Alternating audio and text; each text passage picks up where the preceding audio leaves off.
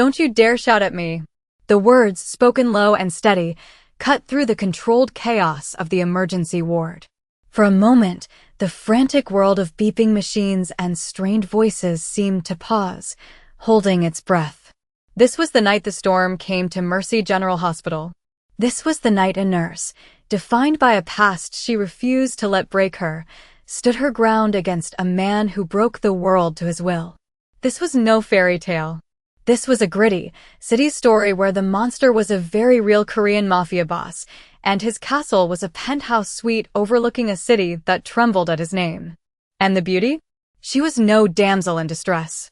She was a warrior in scrubs, armed not with a sword, but with a quiet, unyielding sense of right and wrong that would prove to be the most dangerous weapon of all. Could a woman dedicated to healing truly mend a soul forged in violence? Their story began here, in the harsh fluorescent glare of the ER, with a challenge that would either ignite an impossible fire or burn everything to the ground. Isabel Rossi moved through the emergency room with a practiced calm that soothed everyone around her. She was a comforting presence in the middle of a storm. Tonight, a massive pileup on the freeway had flooded the hospital with the broken and the bleeding. Isabel was in her element, titrating a dopamine drip with an expert touch, her voice a low murmur of reassurance to the frightened young man on the gurney, all while mentally planning her next 3 moves. It was then that the main doors burst open, not with the usual rush of paramedics, but with an aura of cold, oppressive power that seemed to suck the very air from the room. 2 large men in perfectly tailored black suits flanked a third man.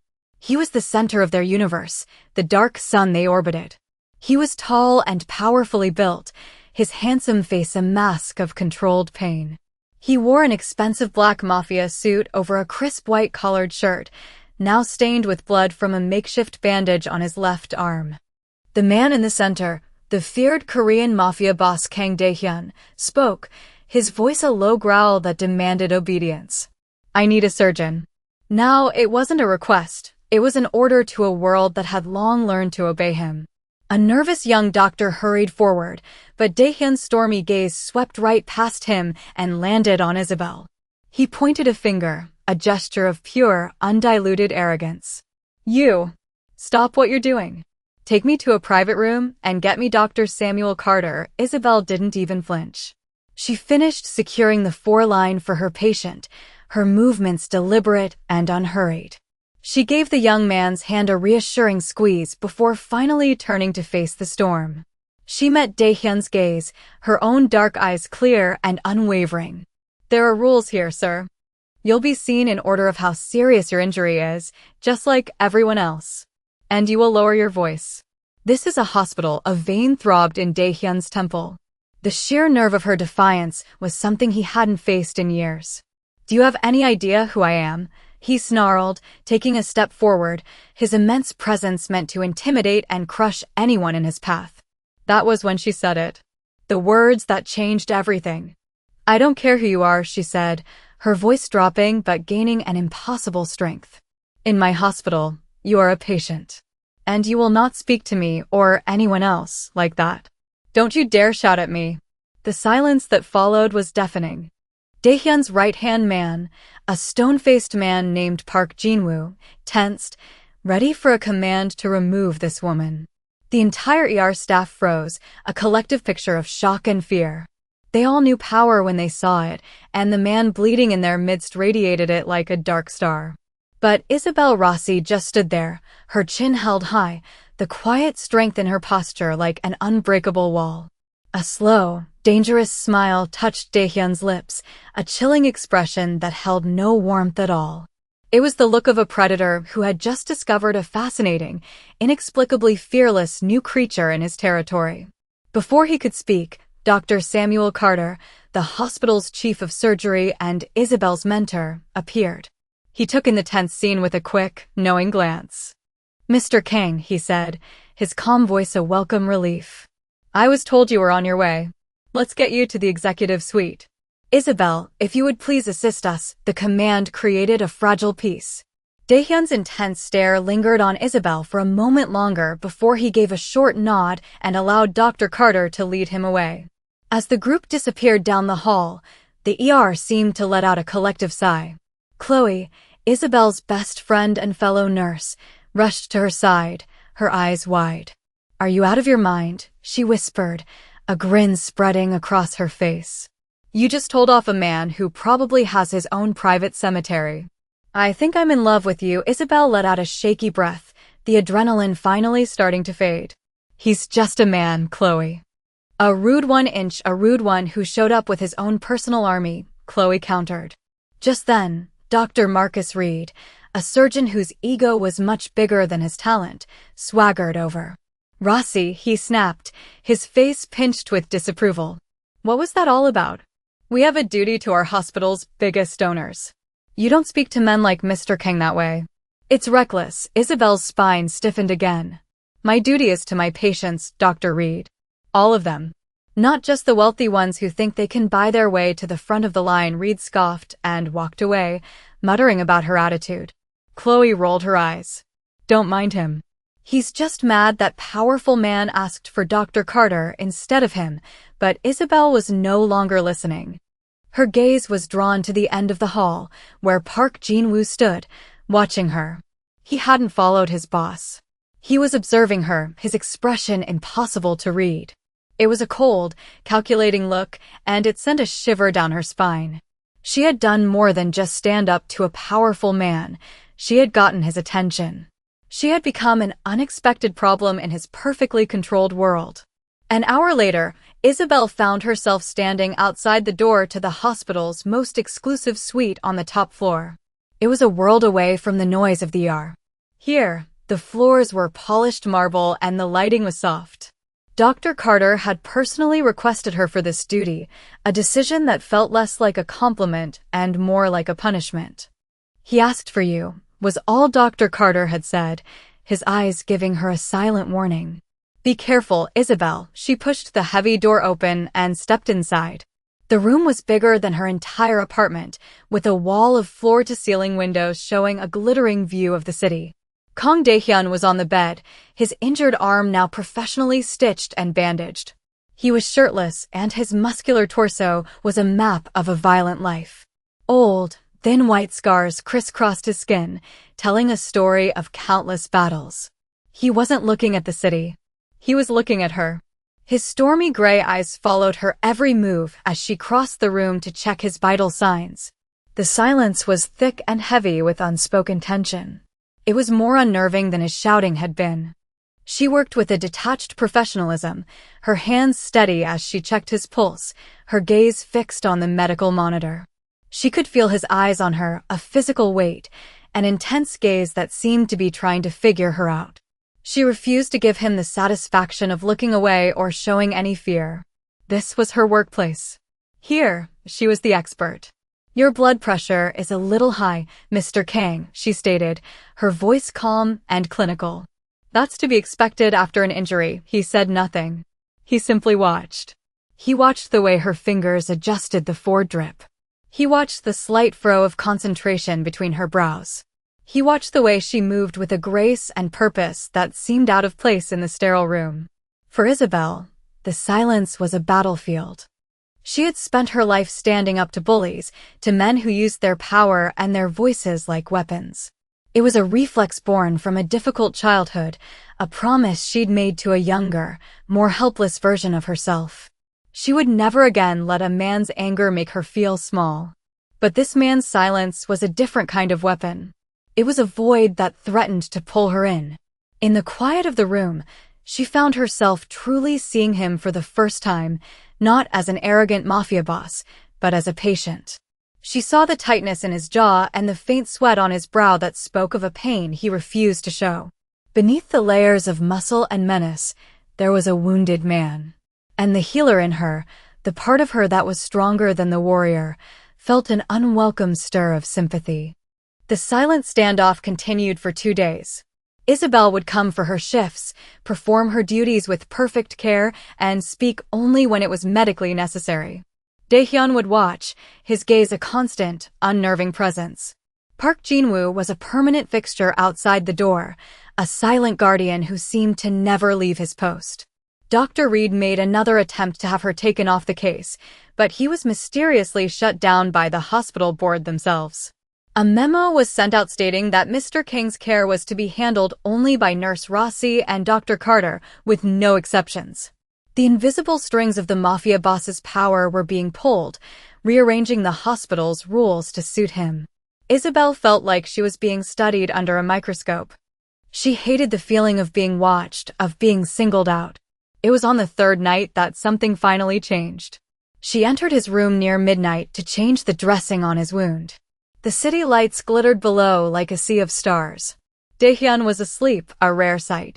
In sleep, the hard lines of his face softened. The ruthless control was gone, replaced by a deep exhaustion. He looked younger, almost vulnerable. As she gently began to unwrap the bandage, he flinched, a tremor running through his body. A single word escaped his lips, a pained whisper in Korean. "Myeonhee, I'm sorry." His brow furrowed in pain, and his breathing hitched. He was caught in a nightmare, his hands clenching the sheets. He was no longer the intimidating Korean mafia boss. He was a man trapped in his own private hell. Isabel's training took over, but her response was more than just professional. On instinct, she placed a gentle hand on his uninjured shoulder. "Mr. Kang," she said softly. "Daehyun, you're safe.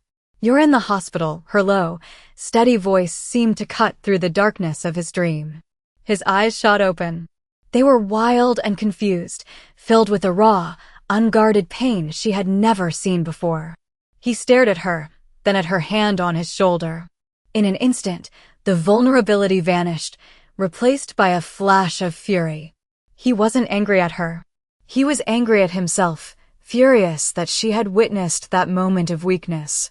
He sat up abruptly, hissing as the movement pulled at his stitches. "Get out," he rasped, his voice raw and brittle. He refused to look at her, staring instead at the window with his jaw clenched tight. She had seen behind the monster's mask, and he couldn't stand it. Without a word, she gathered her supplies and walked out. The image of his broken expression burned into her mind. The wall between them hadn't just cracked, it had been shattered. The next morning, the air in the suite was different. The tension was still there, but it was no longer a Cold War. It was something fragile and exposed. Daehyun was awake when she entered, sitting in a chair by the window, already dressed in a simple gray t-shirt and black pants that had been delivered by Jinwoo. He didn't acknowledge her, but he didn't order her out, either. She went about her morning checks, the silence stretching between them. She was updating his chart at a small desk when Park Jinwoo entered, silent as a ghost. He walked directly to Isabel. He placed a heavy, insulated bag on the corner of her desk. "For you," he said, his voice a low monotone. Isabel looked from the bag to his emotionless face. "I don't understand, a gift," Jinwoo stated. From Mr. Kang, Isabel's eyes flickered to Daehyun, whose back was still to them. A surge of anger rose in her. A gift? After last night? Was this an apology? A bribe? An attempt to erase the moment of weakness she had witnessed? She couldn't accept it. It felt like a way for him to reestablish his power, to turn a human moment into something that could be bought and paid for. "Thank you, but I can't accept this," she said firmly, pushing the bag back toward him. Jinwoo's expression didn't change, but his eyes seemed to grow colder.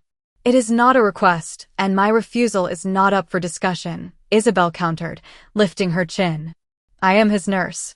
I don't accept gifts from patients." A muscle ticked in Jinwoo's jaw. He seemed to be considering his options, a man clearly not used to being told no. Finally, he spoke, his words chosen carefully. "Mr. Kang does not like to be in debt to anyone. You showed him a kindness. This is a balancing of the scale, a balancing of the scale." The phrase chilled her. He was talking about last night, about her simple act of comfort. The mafia boss was trying to erase it, to cancel the debt of a human connection. She looked over at Daehyun again. He had turned his head slightly, and his stormy gray eyes met hers in the reflection of the window. There was no warmth in them, but there was something else. It wasn't just a gift. It was an offering. A silent, clumsy acknowledgement from a man who only knew how to communicate through power and payment. With a sigh, she pulled the bag back toward her. Fine, she said, not to Jinwoo, but to the reflection in the glass. I will accept it. This time, Jinwoo gave a small nod and left as silently as he had arrived. Later, in the quiet of the nurse's break room, Isabel finally opened the bag. It wasn't jewelry or money. Inside was a collection of perfectly arranged food containers. The aroma that came out was warm and deeply familiar, a rich, fragrant smell of home-cooked food. It was a classic Italian pasta dish with a rich tomato sauce, just like her grandmother used to make. It was a taste of a home she hadn't known in years. Tucked into the side was a small thermos of hot, sweet chamomile tea, the kind she always drank on her break, a detail so small she couldn't imagine how he would have known. He had been watching her, not just as an object of his anger, but as a person. The realization was deeply unsettling. This wasn't a business transaction, it was a personal observation. When she returned to his room for his evening checkup, he was by the window, but he turned as she entered. Was the food to your liking? He asked, his voice low. It was the first real question he had asked her. It was, she admitted, her voice softer than she intended. How did you know? A small, genuine smile touched his lips. I pay attention to things that interest me, Nurse Rossi. The title was still formal, but the way he said it was different. My name is Isabel, she found herself saying. And my name is Daehyun, he replied. They stood there for a long moment, the space between them charged with a new, fragile understanding. Why are you a nurse, Isabel? He asked, his gaze intense. She hesitated, the old protective walls threatening to rise again. But his own vulnerability from the night before echoed in her memory. Because when I was young, she began, her voice quiet but steady, I saw what happens when there is no one strong enough to stand up for people who are hurting. I decided I would be that person. She didn't speak of the shouting, of the slamming doors, of a father whose anger was a destructive force. But he heard it anyway. She could see it in his eyes, a flicker of dark recognition. He understood that kind of pain. Just then, Dr. Reed entered without knocking, a sneer already on his face. Rossi, I need you in triage. We have a real patient who needs your help. He pointedly ignored Daehyun. Before Isabel could respond, Daehyun's voice cut through the air, quiet as a whisper, but 100 times colder. Dr. Reed, you will address Nurse Rossi with respect. And you will knock before you enter my room again. Reed turned pale, stammering an apology as he quickly backed out of the room. The display of power was absolute, a quiet, deadly threat. Isabel stood frozen, her heart pounding. The most powerful mafia boss in the city had defended her. It was a strange, dizzying mix of fear at what he was capable of and a deeply undeniable thrill. Daehyun was discharged 2 days later. The top floor of the hospital returned to normal, but for Isabel, the entire building felt empty. The silence in the hallways was no longer peaceful. It was a void where a dangerous, magnetic presence used to be. She threw herself into her work, but his shadow lingered. Chloe noticed the change immediately. You miss him, she stated bluntly over lunch. I do not, Isabel retorted, a little too quickly. I miss the peace and quiet, liar. You miss the scary, handsome mafia boss who made Dr. Reed practically run away in fear. Isabel couldn't help but smile. That was satisfying. Her shift ended late that night. Exhausted, she walked through the nearly empty parking garage. As she approached her car, she saw something tucked under the windshield wiper. It was a single, perfect white gardenia, its petals flawless. There was no note. There didn't need to be one. It was a message. I am still watching. The next day, Dr. Carter called her into his office. Isabel, he began, his expression serious. I've been at this hospital a long time. I've seen men like Kang Daehyun before. They live in a different world with different rules. A world that can be very dangerous for people like us. Be careful. A man like that doesn't make gestures without a purpose. He's either claiming something or marking it as his. His words sent a chill down her spine. Later that afternoon, as she was leaving, a sleek black car pulled up beside her. Park Jin-woo was at the wheel. Mr. Kang requests your presence, he said. It wasn't a question. Everything inside Isabel screamed at her to refuse, to walk away and never look back. But the memory of Daehyun's haunted eyes, the unexpected taste of home, the silent offering of a single white flower, they pulled at her with an irresistible force. She got in the car. The decision felt less like a choice and more like fate, a step onto a path from which there was no turning back. The car moved through the city, pulling into the underground garage of a glittering skyscraper that touched the clouds. The penthouse was a world of glass and steel with breathtaking views. It was a beautiful cage. Daehyun was standing by the windows, looking down at the city he owned. He turned as she entered. "Thank you for coming," he said. "You didn't give me much of a choice," he nodded, accepting the truth in her words. "I have grown, accustomed to your presence." His honesty was disarming. He walked toward her, stopping a few feet away. "I am in an unfamiliar position, Isabel. I don't know the rules for this." "There are no rules for this, Daehyun." As she spoke, the building vibrated. A sudden, violent explosion shattered the wall of windows behind him. The sound was a physical blow, throwing them both to the floor as glass rained down. Alarms blared. Through the ringing in her ears, she heard shouting in Russian. Men in tactical gear were smashing through the remaining windows. This was a targeted, military-style assault. Before she could process the terror, Daehyun was on his feet, pulling her up with him. His face was a mask of cold fury, the vulnerable man gone, replaced entirely by the monster, the Mafia boss he was known to be. "Jin-woo," he roared, and his right-hand man was already there, tossing him a pistol. The fight was a blur of brutal, deadly violence. Daehyun moved with a terrifying speed and precision. Isabel, hidden behind a thick marble column, watched in horrified awe as the man who had nightmares and a soft spot for chamomile tea became a whirlwind of death, protecting her, shielding her with his own body. The firefight was over in less than a minute. The attackers lay still. Silence returned, broken only by the wail of distant sirens. Daehyun stood in the center of the room, breathing heavily. His eyes found hers, and in them, she saw not victory, but deep regret. He had wanted to keep her separate from this world, and he had failed. He crossed the glass-strewn floor to her. His hands came up to frame her face, his thumbs gently wiping away dust from her cheeks. "Are you hurt?" he asked, his voice a low, urgent rasp. She could only shake her head, her eyes wide as she took in the devastation. He saw the fear in her eyes, and something inside him broke. "This is what I am, Isabel," he said, his voice raw with pain. "This violence. This is the world I rule." He was giving her an out, showing her the ugliest part of himself, expecting her to run. But as she looked at him, she didn't just see the monster. She saw the man who had flinched in his sleep. The man who had remembered her favorite tea. The man who had just put his body between her and a hail of bullets. She reached up and her fingers gently touched a new cut on his cheek. He flinched from the tenderness of the gesture. "Let me see," she murmured, her nurse's voice calm and steady.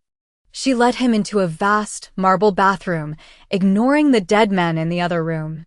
She found a first aid kit, her hands moving with purpose as she cleaned the wound. When she finished, her hands lingered on his jaw. "You asked me why I became a nurse," she said softly. "I told you I wanted to be the person who stands up for people who are hurting." She looked directly into his stormy eyes. "You're hurting, Daehyun." The truth hung between them. He leaned his forehead against hers, closing his eyes. "My father was like the men in that room," he whispered, the confession torn from a deep, hidden place. "He taught me this life. He forged me into this weapon. I was 16 when I finally stood up to him. To protect my mother." His story was not one of choice, but of survival. He was a monster created by the very world he now ruled. And in his story, Isabel heard an echo of her own. Different pasts, different scars, but the same defiant spirit born from pain. "You are not your father," she said fiercely. He pulled back to look at her, his expression shattered and hopeful. And then he kissed her. It was a kiss of desperation and relief, a collision of two worlds, of darkness and light. And in that moment, surrounded by the wreckage of his life, Isabel didn't run. She kissed him back. 6 months later, Isabel left Mercy General after a long shift. A familiar black sedan was waiting at the curb. Jinwoo stood by the passenger door, and he gave her a respectful nod as he opened it for her. The gesture was no longer unnerving, it had become a quiet, comforting part of her life. The car didn't take her to her old apartment. It took her to the skyscraper, to the penthouse that had been restored, the wall of windows now made of bulletproof glass. When she stepped inside, the lights were low, and the smell of a familiar tomato sauce filled the air. Dae-hyun was in the kitchen, his brow furrowed in concentration as he tried to recreate her grandmother's pasta recipe. He looked up as she entered, and the guarded, intimidating mask he wore for the world dissolved, replaced by a smile that was just for her. "I'm not sure I got the spices right," he said, a warmth in his voice she had come to cherish. She walked over to him, wrapping her arms around his waist from behind and resting her head against his strong back. "It smells perfect," he turned in her embrace, his hands finding hers. His world was still there, a dark and dangerous reality. But his actions were no longer driven by a need for power, but by a fierce, unwavering need to protect the new center of his universe. To protect her. Isabel hadn't abandoned her world, either. She was still Nurse Rossi at Mercy General, a beacon of calm in the chaos. But her life was bigger now, her heart fuller. "Stay with me tonight," he murmured against her hair. "This is our home," he corrected her gently. He leaned down and kissed her, a slow, gentle kiss full of promises kept and a future they were building together. They were an impossible paradox, the healer and the Korean Mafia boss, the light and the shadow. But here, in their castle in the sky, they had found their own kind of peace, a defiant, unbreakable love forged in the heart of a storm.